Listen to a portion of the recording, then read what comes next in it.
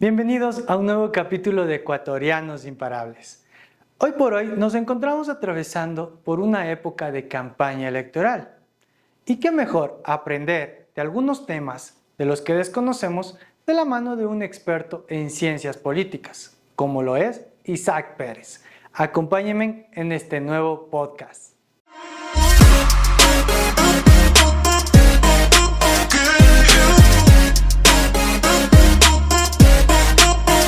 Me encuentro hoy con Isaac, un joven que ha estudiado ciencias políticas y hoy por hoy que estamos pasando ya por una campaña electoral, me es pertinente aprender y conocer y dar a conocer a la ciudadanía ciertas cosas que tal vez desconocemos, ¿no?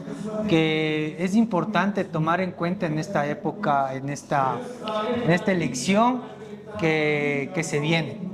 Una de ellas que me parece a mí importante saber es el tema de la diferencia entre movimiento y partido. ¿Tú cuál crees que es la diferencia o por qué se diferencia?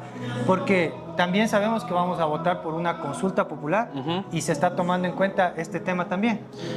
Bueno, buenas noches a todo el canal de Alex. Un gustazo estar acá, igual en mi Instagram. Y sí, verás, es interesante entender esto, ¿no? Cómo se va desarrollando los partidos políticos y todo el sistema partidario, ¿no?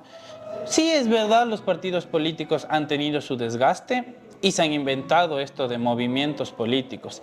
¿Por qué? Porque ahí tienes influencias sobre que le quieren humanizar un poco a la política, ¿no? Entonces los partidos políticos han dicho, dejamos de ser partido político, ahora seguimos causas, ahora seguimos movimiento, ahora somos más light, se podría decir, ¿no? Y hubo influencias ahí, por ejemplo, de muchas revueltas sociales, muchos movimientos sociales que sin ser políticos se desarrollaron. Ahí tienes el movimiento feminista, el movimiento verde, el movimiento... O sea, no necesariamente tiene que ser un movimiento político. Exactamente. O sea, los movimientos siguen una causa. Exactamente. Y el partido sí es algo ya político, con tendencias a... Ajá, los partidos políticos siguen ideologías, siguen dogmas, mientras que los movimientos se dedican a lo que es las causas. Y han querido empatar en eso. ¿Por qué? Porque los movimientos se van transformando y se consolidan como políticamente para tener su estado de poder ahí. Claro, hoy por hoy vamos a votar por una consulta, como lo estaba diciendo, y uno de esos temas es el tema de los movimientos que se van a verificar e incluso van a ser auditables. Y eso hay que ir un poco tomando en cuenta, hay que tener conciencia de esta situación. Y quería preguntarte, Isaac, ¿tú cómo le ves la temática que hoy por hoy estamos utilizando en lo que es los debates? Verás, lo que acabaste de decir de ser auditados, creo que era fundamental y en el Ecuador hubo un gran retraso. Por ejemplo, esto te va a marcar pautas de en verdad darle un conocimiento a la ciudadanía de cuánto estás gastando en las campañas de los partidos políticos. Acuérdate que ahora el CNE, todo lo que es esa estructura democrática, te pide informes, te pide en qué estás gastándote la plata, en qué, o sea, una veeduría desde la institucionalidad, que sí ha ayudado un montón a que sean más transparentes los procesos electorales. Y eso a mí creo que ha llegado un poco tarde el Ecuador, pero hay que darle un check. Verás, algo que yo revisaba en la pregunta que se va a hacer la encuesta es el tema de que también van a auditar la cantidad de adherentes o de adeptos o simpatizantes que tienen los movimientos, porque prácticamente hay movimientos que solamente hay 10 personas. Claro. Y con eso tratan de consolidar, tratan de sacar sus candidatos y tratan de inmiscuirse en el tema político. Algo que también me parece que deben ir regulando, ¿no? Sí, a ver, la representatividad de los partidos políticos ahí yo creo que es clave, porque antes, igual que cuando hay elecciones, vemos que vota gente que ya está muerta o están adherentes, sí, como tú lo dices, 10, y a la verdad no tienen la legitimidad popular para seguir en este proceso de la ley electoral, que yo creo que sí, o sea, es viable ese tema, ¿no? Y nada, creo que corresponsable con lo que quiere la ciudadanía, porque si mañana tienes un partido, aquí sin hacerle publicidad a nadie, no sé, de Alvarito, de Lucio, que no tienes una legitimidad en las urnas, ¿cómo le sigues dando plata? ¿Cómo le sigues dando espacios de poder? Si bien es cierto que ahora tienes este método donde va a ayudar a las minorías, es importante también que hay partidos donde ya, o sea, si no fuera si no existiera la cooperación entre partidos para presentarse a las elecciones, muchos ya hubieran desaparecido. Entonces, eso sí es Claro. clave, creo yo. No, sí, creo que todos coincidimos en el tema de que hay que auditar, hay que controlar y más que nada hay que ir verificando estos movimientos también, qué fines persiguen, ¿no? Ajá. Ahora, lo que te preguntaba hace un momento era el tema de los debates. Si bien es cierto, un debate puede ser que sea parte de toda la estrategia política que conllevan todos los movimientos o partidos políticos, hay también el tema de que tú conoces más al candidato por ciertas preguntas, pero la metodología que están llevando hoy por hoy el CNE no sé si sea la adecuada. Tú como experto en este tema, no sé si nos puedes un poco guiar en este tema. Yo creo que son las realidades que tenemos ahorita como campaña y como democracia. Primero porque es la primera vez que tenemos elecciones seccionales, ojo, no seccionales, donde el debate es fundamental y el debate es obligatorio.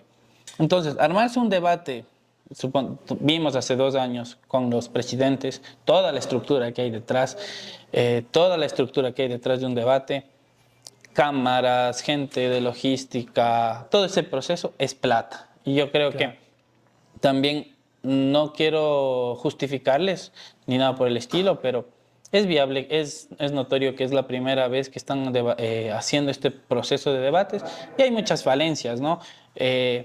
Por ejemplo, vemos que hay periodistas que no están muy preparados, vemos preguntas que no están enfocadas a lo que quiere la ciudadanía y el tiempo. Pero lo peor, o no sé, no, es mi perspectiva, ¿no? Ver al candidato no tan preparado. Eso, uf. Porque el periodista te hace una pregunta y tú respondes otra cosa. Claro. Entonces, yo creo que eso también hay que ir analizando, ¿no? Hay que ver también la calidad de los candidatos que existen e ir para nosotros como usuarios, como personas que somos el día a día, estamos observando, estamos viendo, quienes vamos a ser afectados por las políticas, ordenanzas o lo que vayan ellos a creer en su gobierno autónomo.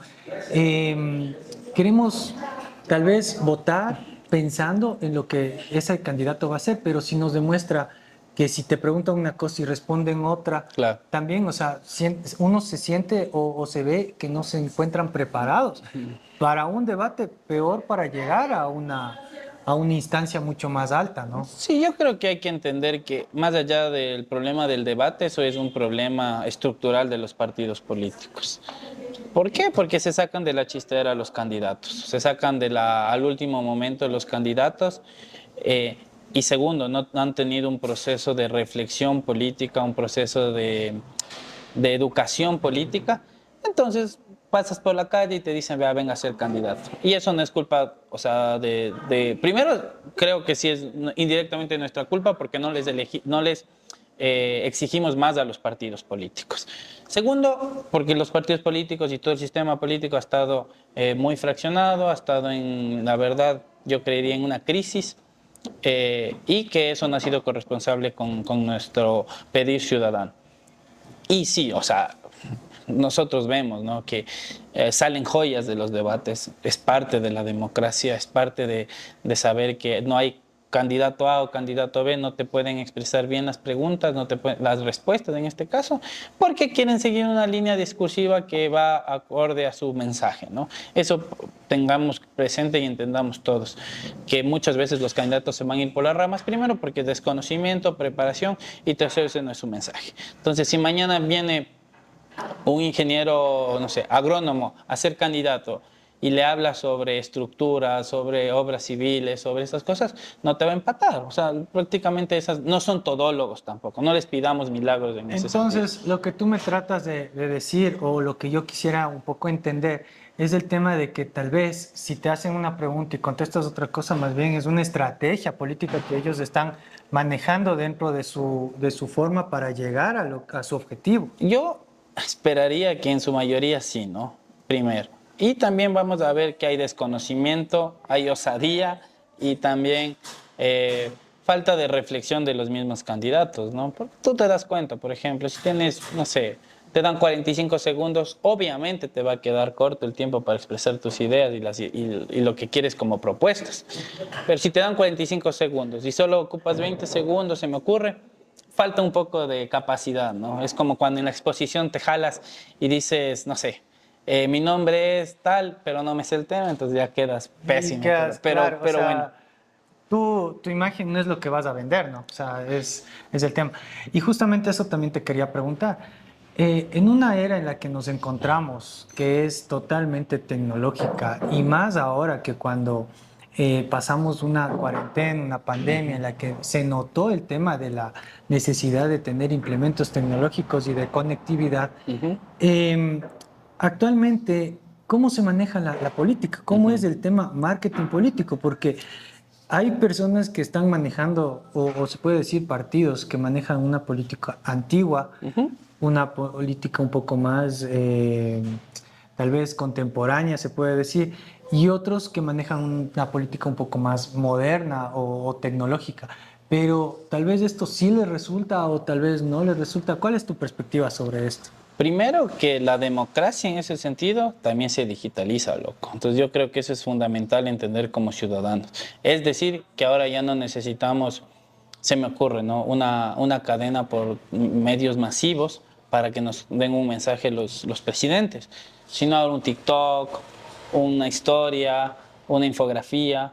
O sea, esas cosas de comunicación también han sido un punto de inflexión y con la pandemia vimos, y con la campaña de la pandemia vimos. Ahí vemos casos Herbas, casos Yacus que ocuparon el TikTok, que ocuparon las redes sociales y se dieron a conocer con una buena estrategia de marketing. Entonces se unieron dos cosas: la digitalización política y la digitalización del marketing comunicacional. Entendieron algunos partidos políticos y algunos políticos entendieron que esa fusión iba a ser la que te marca un hito histórico para manejar las campañas. Entonces ya no necesitas ahora solo un señor que te haga perifoneo por las calles gritando una lista, sino ahora también necesitas un neuromarketing, un community manager que te llegue también a la gente que está ahí detrás de la computadora en el celular. Entonces, el político que logró entender eso, le va a ir bien. Le va a ir bien, porque es 50-50. Mientras hay políticos que estuvieron 50 años en campaña, 50 años en el poder, y se olvidaron de que también hay que comunicar digitalmente, hay que comunicar también a la gente que está atrás de la computadora. Y nada, entonces yo creo que eso es sustancial. Y ahí vemos errores garrafales como de los dinosaurios políticos en este sentido, que no se han podido modernizar. Entonces, cuando les pones una cámara, se acholan, les pones una cámara, te putean prácticamente, les pones una cámara, no saben cómo hablar, se ponen nerviosos. Y Claro, ahí es o sea, donde dices, este es man... Y además, otro punto más, ¿no? La política anterior era muy activa, tenías mucho activista, mucho banderazo, mucho caminata. Ahora, el joven y la gente que está de a pie te dice, solo voy por el internet, solo veo qué está haciendo este man o qué están proponiendo, y te van y te revisan ahí, nada más. Pero si no estás y no entraste a esa esfera ciudadana digital, estás fuera de la política. Claro, justo lo que tú dices, ¿no? Imagínate, si no estás preparado y te ponen una cámara y te quedas nervioso y te pones así como que, ¿y ahora qué hago? O peor, o sea, lo que se ve ahora, ¿no? Hay muchos candidatos que leen, o sea, tú te ponen la cámara y al lado Claro. creo que te ponen las lecturas y se mira, o sea, uno cuando no está viendo la cámara, o sea, o está leyendo, se nota eso. Entonces, y muchos de los jóvenes lo vamos a notar, porque ahora nosotros somos un poco más el tema del teléfono, cogemos, hablamos, estamos en un en vivo, hacemos como lo que estamos haciendo hoy. Estamos comunicando, estamos enseñando a otras personas a cómo se maneja la política actualmente o cómo se está manejando, ¿no? Porque vemos ahora todos los partidos que están utilizando este tema del TikTok, que es lo que más en moda está, ¿no? Antes era más un poco el Instagram, el Facebook, pero ahora el TikTok es una red en la que te comunicas, son 30 segundos y te comunica mucho. Claro. Y hay muchos candidatos que lo han utilizado bien, otros que no tan bien, pero se ve que se está dando esa tendencia. Y ahí es mi pregunta, o sea, ¿cómo los jóvenes van a incidir en estas próximas elecciones? Primero, creo que hay que preguntarse cómo los políticos van a entrar donde los jóvenes, ¿no? Más allá de que el TikTok es una ventana, hay muchas alternativas más. Más allá de que el TikTok sí es una herramienta que está en auge, se podría decir, hay que saber cómo ocuparlas, creo yo. Entonces, los políticos, aunque estés, verás, yo creo que aunque estés 50 años en política y no creciste, es como pedirle a tu abuelita que se cree, no sé, un Snapchat, no sé, que haga una compra por Amazon. O sea, ellos aunque hayan sido comerciantes, aunque hayan sido una larga experiencia en esa data, te van a quedar como que van a tener sus problemas, sus falencias, porque no crecieron con eso. Y eso es mucho lo que yo veo a los políticos. Muchos abuelitos políticos queriendo ponerte el megáfono, gritar en cámara cuando eso no se da. Entonces, el hito histórico, que yo lo replico y siempre lo vuelvo a decir, en estas elecciones, hablándote yo creo que de Imbabura, que es nuestra provincia, los jóvenes van a tener la decisión bueno, van a tener el poder de poner, en este caso, valga la redundancia, de poner una autoridad. ¿Por qué? Porque los jóvenes representan el 48% del electorado, más del 42% creo yo no hace activismo político, solo está por las redes sociales, solo está por esta digitalización. Y es obvio, ¿no? Ellos no se van a meter a mojarse el poncho, como se dice coloquialmente, a mandar banderazos o a agredirse verbalmente o lo que sea por un político, porque esa no es la cultura que les gusta. ¿Por qué? Porque los políticos te han roto esa confianza, se podría decirse, te han decepcionado mucho tiempo y no han generado un liderazgo político, no han generado una capacidad ni una educación política. No te estoy diciendo que educación política es irse a jalar bandera, nada por el estilo, sino no han tenido un interés en participar en la política. Entonces, ellos sí vas a tener tres tipos de votos en los jóvenes. El joven que va a votar del día de la elección, el joven que es, en mi poca experiencia que he estado viendo en las campañas, el joven que te revisa tus causas, tu trabajo, tu programa de equipo, y entonces él va a tomar una decisión. Entonces vas a tener el tercer joven, en este caso que es el menor, el que está metido políticamente al 100%. Entonces eso. Claro, o sea, justo tú topas un tema que es el de la cultura política. Es verdad, o sea, muchos de los jóvenes, yo te lo digo porque en su momento también tuve una edad en la que no me interesaba la política. Como Creía que el tema político es solamente para unas personas mayores que tienen intereses y cosas así. Y que le ves a lo lejos. Exacto, y más no como una causa, una ideología, un sentir, ese sentir de cambiar algo que tú puedes, ¿no? Porque tú sabes que de la política tú puedes cambiar muchas cosas, puedes cambiar incluso... todo, creo yo. Claro, Todo. hay ordenanzas que las puedes hacer, ¿no? Entonces, partiendo de ese punto, o sea, se ve una falta de cultura y no solamente en los jóvenes, también es una cultura de las personas ya adultas, porque las personas adultas identifican la política con corrupción o con trabajo. Entonces, no hay esa cultura.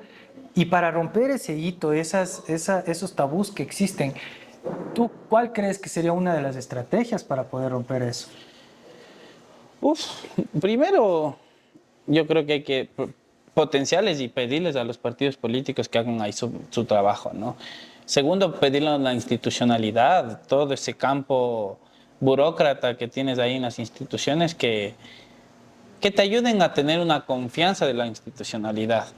Y tercero, que yo creo que era un punto muy sustancial, es la política no te interesa hasta que te toca. Hasta que te toca en tu casa, hasta que no tienes trabajo, hasta que le ves, no sé, a tus hijos, a tus papás, que por decisiones políticas en este sentido se quedan sin trabajo o no ves que tus causas no se están siguiendo por un ente político. Entonces ahí sí estás sintiendo la política. Porque claro, es normal decirle a un chico de 15 hasta los 20 años que bien o mal tienes una vida arreglada, quiero decirte con las comodidades de decir, bueno, mis papás me ayudan, Tengo techo, tengo comida, techo, exactamente, bus, que se colegio. maten allá, es Ahí que complicado. vean ellos, Exacto. claro. Y es otra etapa de la vida, ¿no?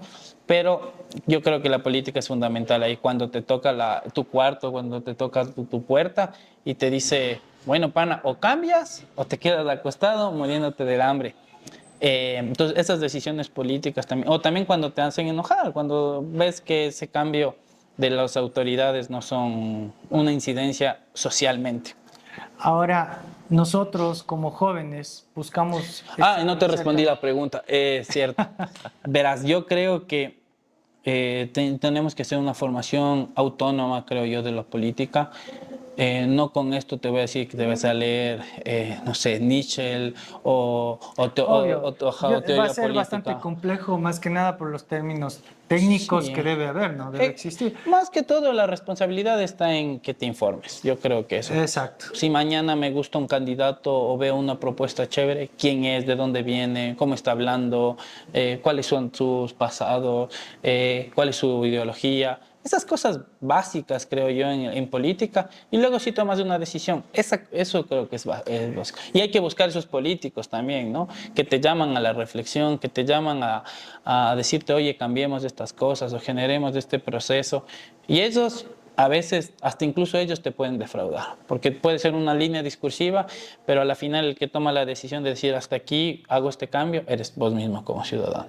Claro, pero sí es verdad lo que tú dices, ¿no? Buscar líderes que te lleven a reflexionar, que te lleven a pensar, a decir, ¿sabes qué? Yo no te puedo regalar esto o no te puedo dar un puesto de trabajo. O sea, si tú me sigues, lo que vamos a hacer es un cambio por la ciudad, un cambio por la provincia. O sea, entonces no puedes nosotros como jóvenes coger y decir, es que el man no me va a dar trabajo, es que el man no me va a dar esto, y a la final yo tengo que trabajar y seguir y punto. Claro, o sea, hay que pensar, hay que reflexionar. Por eso el voto del 5 de febrero es fundamental. Hay que un poco canalizar y ir pensando en lo que vamos a hacer, en lo que vamos por qué vamos a votar y cuál es nuestro objetivo también, porque nosotros también, yo creo que querer una ciudad o una provincia con seguridad, con salud, con temas prioritarios, Con necesidades básicas que te solventadas, ayuden creo a yo. mejorar tu calidad de vida y la de tus familiares. O sea, es lo fundamental, ¿no? Eso, en base a eso, también está el tema de justamente de las propuestas que hacen, ¿no? Que hacen los candidatos. Todos los candidatos ahorita ofrecen seguridad, salud, emprendimientos, trabajo. Entonces, ¿qué tan cierto es lo que ellos pueden cumplir esas promesas? Yo creo que para ser concisos en esa respuesta, o sea, entender qué funciones hace cada candidato es la respuesta a eso. Porque si mañana un concejal te pone una obra, es mentira. Si mañana un alcalde te pone 100 policías nacionales, es mentira. O sea, es que hay que no ir está en sus entendiendo, capacidades, no está en su competencia, no está en su también, competencia. pero hay que ir entendiendo de que ellos pueden coordinar, Sí, pueden gestionar, pueden ir, o sea, aquí hay un sinnúmero que hay que aprender, como tú dices, autoinformarse, porque existen manuales, o sea, si te ofrecen seguridad, está el tema de la Policía Nacional, hay otros entes de control. Si te piden salud, está el Ministerio de Salud, es con el que debes coordinar. Con el que la debes respuesta hacer. es cómo, loco, al final, Exacto. creo yo. O sea, ¿Cómo vas a si gestionar? mañana te encuentras con un candidato, con una candidata, decirle, bueno, ¿cómo vamos a hacer las cosas? O sea, preguntarle cómo. No qué, cómo. Eso creo que es sustancial. Y dentro del plan de trabajo que ellos hacen, debe estar el cómo. O sea, claro. ¿cómo lo van a hacer? Exactamente. Y si no lo están, que nos digan y en ese momento hay solventas las dudas. Estamos pronto al próximo debate. Sí. Y imagino que ahí vamos a solventar más dudas de las que ya tenemos. Mira, lo que me gusta y lo que sí quisiera que el CNE implementara son las preguntas que hacemos, que interactuamos, porque al ser en vivo y está ahí el Facebook, nosotros estamos ahí comentando, preguntando. Yo sé que tal vez se alarga, tal vez se sale de la metodología, Sí. pero creo que también nos interesa ser escuchados, ¿no? Sí, yo creo que ahí el CNE tiene que hacer un trabajo previo, porque meterse con las redes sociales en ese nicho, en ese proceso, sería complicado. Por eso yo creo que hay gente, suponte, si mañana queremos hablar sobre el mercado, si mañana queremos hablar sobre seguridad, si mañana queremos hablar, buscar referentes, ¿no? O sea, que vos como ciudadano te veas visibilizado en eso y te den tus respuestas, en este caso tus dudas, y también sean generadas tus respuestas. Pero complicado, loco. Yo creo que no he visto en ningún país en un concepto de diálogo que hagas eso, porque es complicado, pero es parte de sentirnos escuchados, ¿no? Hay que buscar las estrategias. Claro, yo creo que lo que más nos interesa a nosotros como ciudadanos es ser escuchados. Y ahora con con los medios, con las cámaras, con la misma digitalización, vos puedes meterte, si vos eres mañana candidato, te digo, ve loco, ¿cómo vas a hacer estas cosas? Responde insistiendo, insistiendo, insistiendo, y vas a tener una verdadera incidencia, o simplemente en el puerta a puerta que van los candidatos y la pregunta. Yo creo que eso también es nuestro rol como ciudadanos. Es que el indagar, el investigar, como tú lo dices, o sea, es algo que nos corresponde, es una responsabilidad que nosotros como ciudadanos debemos tener para poder nosotros también sacar nuestras propias conclusiones. Pero es una responsabilidad mayor para el candidato, porque el candidato es el que estructura su plan de trabajo, el que va a ser el líder o va a reflejar las demandas que tiene toda una ciudadanía. Obvio, como tú dices, o sea, no pueden ser todólogos ni tampoco van a cumplir todo lo que Pero ahí lo tienen ellos lo dicen. que por lo rodearse de menos. un equipo de trabajo donde sí, o sea, donde tengas todólogos, o sea, donde tengas gente preparada en Y eso. el tema de rodearse de gente de un equipo de trabajo también va el tema de experiencia y juventud. Porque el tema de si tú no mezclas las dos cosas, creo que tampoco va a ser un buen equipo de trabajo, ¿no? Todos los extremos son malos, creo yo. Ahí. Si te rodeas de viejos, vas a terminar haciendo una política de asilo, loco, de dinosaurios políticos, y no vas a entender nada de lo que está Y pasando. es más, ahora actualmente las leyes de los han jóvenes cambiado, también, ¿no? artículos y todo. Claro, y los jóvenes igual. Ajá, o si te reúnes con, no sé, gobierno estudiantil de pre-kinder, también te va a jugar en contra. Entonces, ahí sí está la capacidad de la autoridad o del candidato de decir, vea, ficho este, ficho este, ficho este, ficho este, y hago un buen equipo, consolidado, que demuestre mi liderazgo, que demuestre mi autonomía y que demuestre... Porque hay que tomar en cuenta que cada persona que trabaja, que forma parte de ese equipo, representa a ese candidato, Ajá. a la persona que ganó. Y no venderse también, creo, esos equipos de trabajo. Generar gente honesta, generar gente con capacidad de ser honestos, creo yo. Porque es algo que ha fallado mucho en las políticas ecuatorianas a lo largo de la historia. Que el equipo de trabajo o el mismo candidato un poco se contamina de ese poder, de ese dinero, y se hace muy frágil a lo que quiso ser al principio. Y hemos visto ejemplos de eso. Yo creo que ahí, como ciudadanos, tenemos que aprender. Entonces yo creo que hay que hacer un checklist de decir, bueno, en esto me he equivocado como ciudadano, vamos a generar otro caso. Isaac, para mí realmente esto ha sido nutritivo, o sea, he aprendido algo nuevo, ¿no? Y creo que espero también, tanto para las redes, los seguidores que tú tienes en Instagram, como para los que voy a postear después, puedan ser un poco más, tal vez, conscientes de las cosas que se van a hacer, del voto que se tiene, esa responsabilidad con la que contamos. Y esa también era mi responsabilidad, ¿no? Aprender y también un poco mostrar a los demás.